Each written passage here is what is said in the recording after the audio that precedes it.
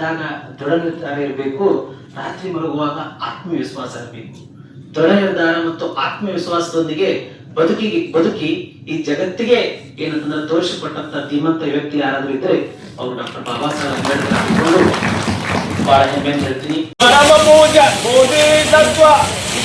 ಸಂವಿಧಾನ ಶಿಲ್ಪಿ ಡಾಕ್ಟರ್ ಬಾಬಾ ಸಾಹೇಬ್ ಅಂಬೇಡ್ಕರ್ ಅವರಿಗೆ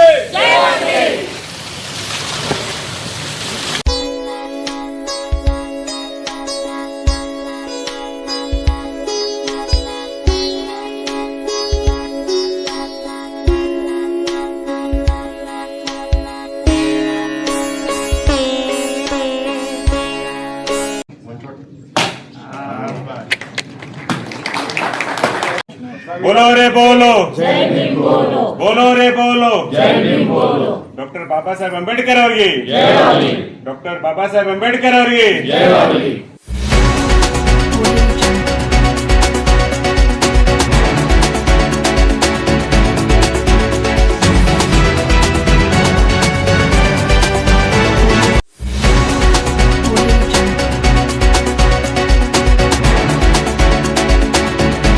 Bharat Ratna doctor B R Ambedkar ಅವರಿಗೆ, Bharat Ratna doctor B R Ambedkar ಅವರಿಗೆ. बोलो रे बोलो, जय भीम बोलो, बोलो रे बोलो, जय भीम बोलो, हिम्मत से बोलो, जय भीम बोलो. ಡಾಕ್ಟರ್ ಬಾಬಾ ಸಾಹೇಬ್ ಅಂಬೇಡ್ಕರ್ ಅವರು ಒಂದು ಬಡ ಕುಟುಂಬದಿಂದ ಬಂದ್ರು. ಒಂದು ಒಂದು ಶೋಷಿತ ಒಂದು ವರ್ಗದಿಂದ ಬಂದು ಅವರು ಯಾವ ಮಟ್ಟಕ್ಕೆ ಒಂದು ಉನ್ನತ ಮಟ್ಟದಲ್ಲಿ ದೇಶದಲ್ಲಿ ರೀಚ್ ಆದ್ರು ಅಂದ್ರೆ ಅವ್ರ ಒಂದು ಜೀವನನ ನೋಡಿದ್ರೆ ನಾವು ಇವತ್ತು ಕೂಡ ಆಶ್ಚರ್ಯ ಪಡುವಂತ ಒಂದು ಜೀವನನ ಅವರು ನಡೆಸಿ ತೋರಿಸಿದ್ದಾರೆ. ಅನಿಹಿಲೇಷನ್ ಆಫ್ ಕ್ಯಾಸ್ಟ್ ಅಂತ ಒಂದು ಅದ್ಭುತವಾದ ಪುಸ್ತಕ ಇದೆ. ಆ ಪುಸ್ತಕವನ್ನ ತಾವೆಲ್ಲ ಓದಿದ್ರೆ ಅದರಲ್ಲಿ ಎಷ್ಟು ಒಂದು ರೆವಲ್ಯೂಷನರಿ ಐಡಿಯಾಸ್ ಕೊಟ್ಟಿದ್ದಾರೆ, ಎಷ್ಟೊಂದು ಸಮಾಜ ಸುಧಾರಣೆಗೋಸ್ಕರ ಎಷ್ಟೊಂದು ಅವ್ರು ಕಷ್ಟಪಟ್ಟಿದ್ದಾರೆ. ಆಮೇಲೆ ಅವ್ರು ಅನ್ಕೊಂಡಿರ್ತಕ್ಕಂತ ಉನ್ನತ ಮಟ್ಟದ ಒಂದು ಐಡಿಯಲ್ ಸಮಾಜ ಯಾವ ರೀತಿ ಇರಬೇಕು ಅನ್ನೋದ್ರ ಬಗ್ಗೆ ಅವರು ವಿವರವಾಗಿ ಹೇಳಿದ್ದಾರೆ. ಈ ಒಂದು ಇದರಲ್ಲಿ ಅವರು ಇನ್ನ ಮುಂದುವರೆದು ಅವರು ಒಂದೊಂದು ಸಮಾಜದ ಒಂದೊಂದು ವರ್ಗದಲ್ಲೂ ಕೂಡ ಹೇಗೆ ಮುಂದುವರಿಬೇಕು, ಹೇಗೆ ಎಜುಕೇಶನ್ ಅನ್ನೋದು ಬೇಸಿಕ್ ಅಡಿಪಾಯಗಳನ್ನ ಕೊಡುತ್ತೆ. ಒಂದು ವ್ಯಕ್ತಿ ತಾನು ಬೆಳವಣಿಗೆ ಪಡೋದಲ್ಲದೆ ತನ್ನ ಸಮಾಜವನ್ನ ಹೇಗೆ ಮುಂದೆ ತಗೊಂಡು ಹೋಗ್ಬೋದು, ಈ ರೀತಿ ಅನೇಕ ಒಂದು ವಿಚಾರಗಳನ್ನ ಅವರು ಅನೇಕ ಒಂದು ಪುಸ್ತಕಗಳಲ್ಲಿ ಅವರ ಜೀವನದ ಸಂದೇಶಗಳಲ್ಲಿ ಅವರು ಈ ಒಂದು ನಿಟ್ಟಿನಲ್ಲಿ ನಮ್ಮೆಲ್ಲರಿಗೂ ಕೂಡ ತೋರಿಸ್ಕೊಟ್ಟಿದ್ದಾರೆ. ಇನ್ನ ನಮ್ಮ ಎಲ್ಲಾ ಅಧಿಕಾರಿ ವರ್ಗದವರಾಗಿರ್ಬಹುದು ಎಲ್ರಿಗೂ ಕೂಡ ನಾವು ಕೇಳ್ಕೊಳ್ಳೋದಿಷ್ಟೇ, ಏನು ಸಾಮಾನ್ಯ ಜನ ನಿಮ್ಮಲ್ಲಿ ಬರ್ತಾರೆ ಅವ್ರ ಕೆಲಸಗಳನ್ನ ಫಾಸ್ಟ್ ಆಗಿ ಮಾಡ್ಕೊಡಿ, ಅವ್ರಿಗೆ ಯಾವುದೇ ರೀತಿಯಾದ ತೊಂದರೆಗಳಾಗದೇ ಇರೋ ರೀತಿ ನಮ್ಮ ಒಂದು ಕೆಲಸಗಳನ್ನ ನಾವು ಮಾಡೋದ್ರ ಮುಖಾಂತರ ನಮ್ಮ ಒಂದು ದೇಶ ಸೇವೆಯನ್ನ ನಾವು ಮೆರೆಯೋಣ ಅಂತ ಈ ಮೂಲಕ ತಮ್ಮೆಲ್ಲರಿಗೂ ಹೇಳ್ತಾ ನಾನು ಒಂದೆರಡು ಮಾತು ಮುಗಿಸ್ತೇನೆ. ಡಾಕ್ಟರ್ ಬಾಬಾ ಸಾಹೇಬ್ ಅಂಬೇಡ್ಕರ್ ಅವರು ಓದುವಾಗಲೇ ಬಹಳಷ್ಟು ಕಷ್ಟಗಳನ್ನು ಸಹಿಸಿಕೊಂಡು ಅವಮಾನಗಳನ್ನು ಸಹಿಸಿಕೊಂಡು ಬಂದಂತ ವ್ಯಕ್ತಿ. ಆದರೆ ಆ ಓದನ್ನ ನಿಲ್ಲಿಸಲಿಲ್ಲ.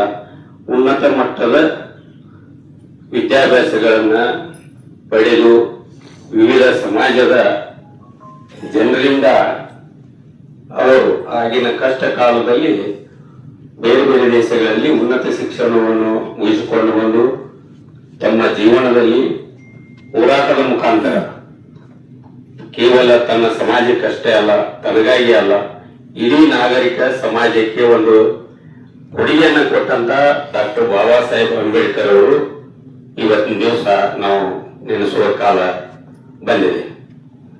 ಯಾಕಂದ್ರೆ ನಮ್ಮ ಶ್ರೇಷ್ಠ ಗ್ರಂಥ ಸಂವಿಧಾನ ಅಂತ ಏನು ಹೇಳ್ತೀವಿ ನಾವು, ಈ ಸಂವಿಧಾನ ಭಾರತದ ಅಷ್ಟೇ ಅಲ್ಲ ವಿಶ್ವದಲ್ಲಿ ಅತಿ ದೊಡ್ಡ ಸಂವಿಧಾನವಾಗಿರೋದ್ರಿಂದ ಅಂತ ಒಂದು ಸಂವಿಧಾನವನ್ನ ನಮಗೆ, ನಮ್ಮ ದೇಶಕ್ಕೆ, ನಮ್ಮ ದೇಶದ ಕಟ್ಟಕಡೆಯ ವ್ಯಕ್ತಿಗೂ ಕೂಡ ಉಪಯೋಗವಾಗುವ ದೃಷ್ಟಿಯಿಂದ ಒಂದು ನಿರ್ಮಾಣವನ್ನು ಮಾಡಿದಂತ ಕರಡು ಸಮಿತಿಯ ಅಧ್ಯಕ್ಷರಾಗಿ ನಮ್ಮ ಸಮಾಜಕ್ಕೆ ಕೊಟ್ಟಂತ ವ್ಯಕ್ತಿ. ಕೇವಲ ಲಿಂಗ ಭೇದವಿಲ್ಲದೆ, ಜಾತಿ ಭೇದವಿಲ್ಲದೆ ಪ್ರತಿಯೊಂದು ಸಮಾಜಕ್ಕೂ ಒಂದು ಕೊಡುಗೆಯನ್ನು ನೀಡಿದಂತ ಮಹಾನ್ ಮಾನವತಾವಾದಿ ಡಾಕ್ಟರ್ ಬಾಬಾ ಸಾಹೇಬ್ ಅಂಬೇಡ್ಕರ್ ಅವರು. ಈ ಮಾನವ ಇತಿಹಾಸದಲ್ಲಿ ಯಾರು ಮಾಡಲಾರಂತ ಕೆಲಸ ಮಾಡಿದಂತ ವ್ಯಕ್ತಿ ಅಂದ್ರೆ ಅದು ಡಾಕ್ಟರ್ ಬಾಬಾ ಸಾಹೇಬ್ ಅಂಬೇಡ್ಕರ್. ಯಾಕಂದ್ರ ಈಗ ಎಲ್ಲಾರು ವ್ಯಕ್ತಿಗಳು ನೋಡೋಣ, ಎಲ್ಲಾರು ತಮ್ಮ ಸಮಾಜಿಕ ತಮ್ಮ ವ್ಯಕ್ತಿ ಇದಕ್ಕ ಬಹಳಷ್ಟು ಇದ್ ಮಾಡ್ಯಾರ. ಬಟ್ ಯಾವಾಗ ಬಾಬಾ ಸಾಹೇಬ್ ಹೆಸರು ಬರ್ತದಲ್ಲ, ಅವರು ತುಳಿದವರು ಸುರಿಕೆ ಅವ್ರ ಸಂವಿಧಾನ ಕೊಟ್ಟರು. ಈಗ ವಿಚಾರ ಮಾಡ್ಬೇಕಂದ್ರ ಯಾರ ಸಂವಿಧಾನ ವಿರೋಧಿನೂ ಅದಾರ ಅವ್ರನ್ನೂ ಅದನ್ನ ನಂಬ್ತಾರ. ಯಾಕಂದ್ರೆ ಸಂವಿಧಾನ ಅದಕ್ಕೂ ಹಕ್ಕೈತಿ. ಸಂವಿಧಾನವಾಗ ಯಾರು ವಿರೋಧ ಮಾಡ್ಲಿಕ್ಕೂ ಹಕ್ಕೈತೆ, ಟೀಕೆ ಮಾಡ್ಲಿಕ್ಕೂ ಹಕ್ಕೈತಿ. ಅಂತ ಶ್ರೇಷ್ಠ ವ್ಯಕ್ತಿಯ ಇವತ್ತು ಜನ್ಮದಿನ. ಈಗ ನಮ್ಮ ಕಮಿಷನರ್ ಸರ್ ಕೊಂಗಾಲಿ ಸರ್ ಹೇಳ್ರಿ, ಎಷ್ಟು ಅವ್ರ ಬಡ ಕುಟುಂಬದಿಂದ ಬಂದ್ರು, ಎಷ್ಟು ಹೀನಾಯ ಪರಿಸ್ಥಿತಿ ಒಳಗೆ ಅವ್ರು ಬಂದ್ರಂತ. ಬಾಬಾ ಸಾಹೇಬ್ ಬರೀ ಸಂವಿಧಾನ ಶಿಲ್ಪಿ, ಸಂವಿಧಾನ ಎಷ್ಟ ಸೀಮಿತ ಮಾಡ್ಲಿಕ್ಕೆ ಹೋಗ್ತಾರೆ. ಸಂವಿಧಾನ ಒಂದು ಅಂಗ ಅವ್ರು ರಚಿಸಿದ್ರು, ಒಂದು ಪಾರ್ಟ್. ಮತ್ತೊಂದು, ನಿನ್ನೆ ಸನ್ಮಾನ್ಯ ಶ್ರೀ ನರೇಂದ್ರ ಮೋದಿ ಅವರು ಮಹಿಳೆಯರಿಗೆ 33% ರಿಸರ್ವೇಶನ್ ಕೊಟ್ಟರು. ಅದಕ್ಕೆ ಮಹಿಳೆಯರಿಗೆ ಎಲ್ಲರಿಗೂ ಅಭಿನಂದನೆ ಸಲ್ಲಿಸ್ತೀನಿ. ಮತ್ತೆ ನಮ್ಮ ಪೂಜೆ ಮಾಪ ಅವರು ಮಹಿಳೆ ಇರೋದ್ರಿಂದ ಅದು ಒಂದು ಶ್ರೇಯ ಬಾಬಾ ಸಾಹೇಬ್ ಅಂಬೇಡ್ಕರ್ ಅವ್ರಿಗೆ. ಯಾಕಂತ ಹೇಳ್ತೇನೆ, ಫಸ್ಟ್ ಪರ್ಸನ್ ಯಾರಾದ್ರೂ ಮಹಿಳೆಯರಿಗೋಸ್ಕರ ಧ್ವನಿ ಎತ್ತಿದಾರ ಅಂದ್ರೆ ಬಾಬಾ ಸಾಹೇಬ್ ಅಂಬೇಡ್ಕರ್. ಹಿಂದೂ ಕೋಡ್ ಬಿಲ್ ಅಂತ ಒಂದು ಇಂಟ್ರೊಡ್ಯೂಸ್ ಮಾಡ್ತಾರೆ. ಅಂದಿನ ಸರ್ಕಾರದಾಗ ಅವರು ಅದನ್ನ ರಿಜೆಕ್ಟ್ ಮಾಡ್ತಾರೆ.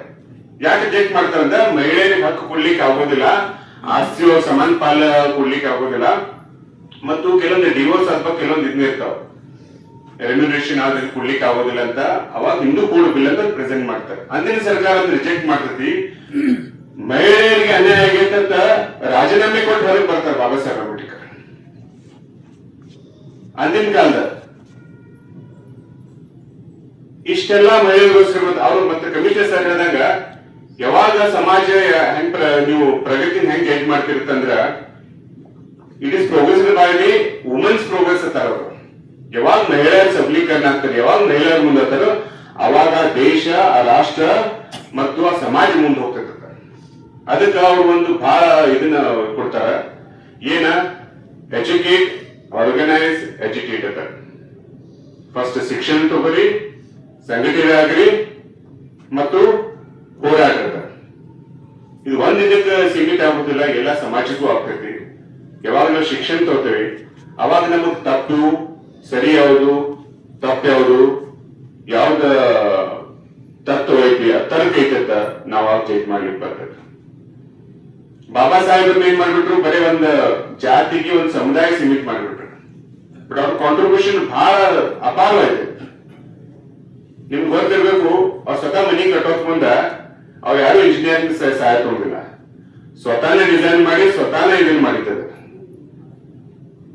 ಬಾಬಾ ಸಾಹೇಬ್ರ ಕಾಂಟ್ರಿಬ್ಯೂಷನ್ ಇಮ್ಮೆಸಿಬಲ್ ಐತೆ, ಅದು ಇಮ್ಯಾಜಿನೇಬಲ್ ಮಾಡ್ಲಿಕ್ಕೆ ಹೋಗಿಲ್ಲ. ಎಲ್ಲ ಫೀಲ್ಡ್, ಪೊಲಿಟಿಕಲ್ ಸೈನ್ಸ್ ಆಗಿರ್ಬೋದು, ಎಕನಾಮಿಕ್ಸ್ ಆಗಿರ್ಬೋದು, ಸೋಷಿಯಲ್ ಆಗಿರ್ಬೋದು, ಸೋಷಿಯಲ್ ಜಸ್ಟಿಸ್ ಬಗ್ಗೆ ಆಗಿರ್ಬೋದು. ಅದಕ್ಕೆ ಅಂತ ಮಹಾನ್ ಭಾವಿಯ ಇವತ್ತು ನಾವು ಜಯಂತಿ ಆಚರಿಸಿಕತ್ತೇವೆ.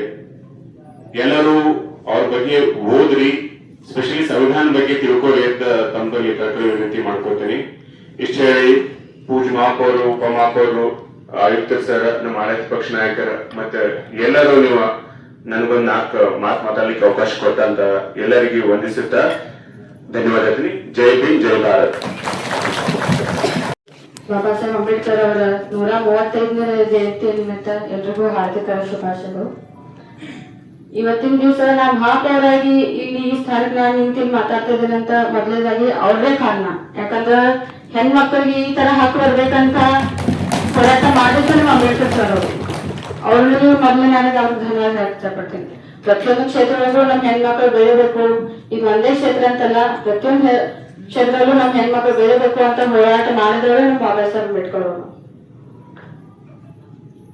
ಹಾಗೆ ಈಗ ಯಾವುದೂ ಜಾತಿ ಭೇದ ಭಾವ ಮಾಡದೆ ನಾವೆಲ್ಲರೂ ಒಂದೇ ದಿವಸಕ್ಕೆ ನಾವು ಜಯಂತಿಯನ್ನ ಸೀಮಿತ ಮಾಡಬಾರ್ದು. ಪ್ರತಿ ವರ್ಷಕ್ಕೆ ಒಂದ್ಸತಿ ಇದನ್ನ ಜಯಂತಿ ಅಂತ ಇಟ್ಕೋಬಾರ್ದು. ಪ್ರತಿದಿನ ಅವರು ಹಾಕೊಟ್ಟಂತ ಎಲ್ಲ ತತ್ವವನ್ನ ನಾವೆಲ್ಲರೂ ಅಳವಡಿಸ್ಕೊಂಡು ಹೋಗೋಣ ಅಂತ ಈ ಸಂದರ್ಭ ಹೇಳಕ್ ಇಚ್ಛ ಪಡ್ತೀನಿ. ಒಳ್ಳೆಯ ವಿಚಾರಗಳನ್ನು ನಮ್ಮ ಜೊತೆಗೆ ಹಂಚ್ಕೊಳ್ತಾರೆ.